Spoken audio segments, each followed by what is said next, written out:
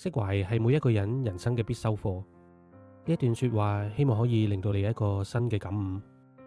我一直覺得後悔就好似虐待緊以前嘅自己咁樣，所以都唔好去望翻轉頭，唔好去批判當時嘅自己，因為當時嗰一刻你已經揀咗最好，所以根本冇乜嘢需要自責。就算如果重嚟一次，以當時嘅閱歷、當時嘅環境，其實你已經做咗最好嘅選擇。我哋唔可以企喺而家嘅高度去批判當時嘅自己。你要知道，人生冇白走嘅路，所有嘅遺憾同埋痛苦都係一種經歷。人生冇正確嘅選擇，但係你可以將選擇變成正確。山頂有風，湖有彼岸。喺人生漫漫嘅長途裏面，萬物皆有回轉。所以山確實有頂峰，但係路冇終點嘅。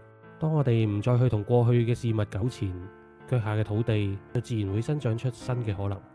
最好嘅人生從來唔係修正舊嘅劇本，而係帶住所有嘅故事，認真咁寫好當下呢一頁。祝願你以後嘅每一步都會踏出屬於自己嘅光。